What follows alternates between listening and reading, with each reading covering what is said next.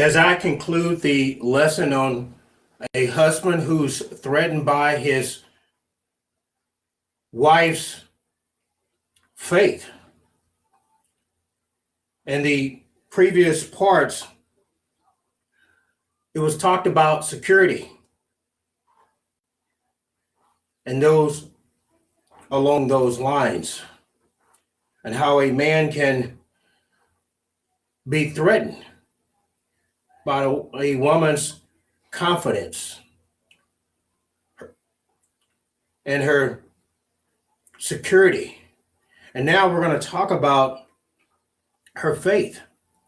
A husband can be threatened by his wife's faith because the husband is wanting the wife to have her ultimate faith in him. But this is not what God is desiring for a marriage.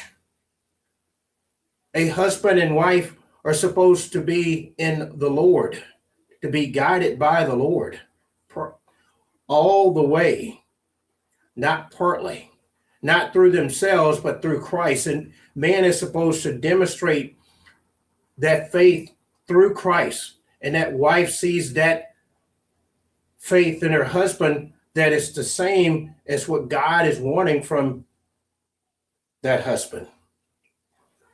In the book of 2 Corinthians, in chapter 5, verse 7, for we live by faith and not by sight. It's not the sight of someone's husband, but it's by Jesus.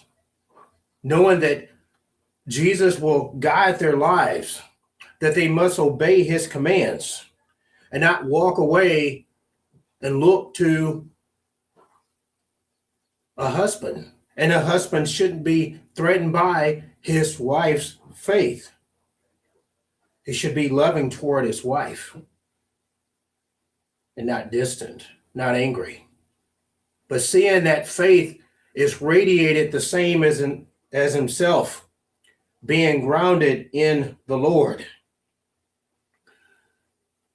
And we need to persevere, as James wrote in chapter 1, verse 3, because you know that the testing of your faith produces perseverance. We need to be tested. In life, we're always tested. We're tested in school. We're tested in college. We're tested on our jobs. We're tested in every aspect of our lives that we must meet some requirement or some law or some regulation or some ordinance. We must follow the Lord. In the book of Romans, in chapter 10, verse 17, consequently, faith comes from the hearing the message, and the message is heard through the word about Christ. That is the real message. And it's time right now for husbands to not be threatened by their wives with their faith. Their faith needs to be anchored in the Lord. Can you come right now and turn away from this type of behavior and live the way that God on purpose designed a marriage, being faithful, the marriage being unified in one flesh, not threatened, but together.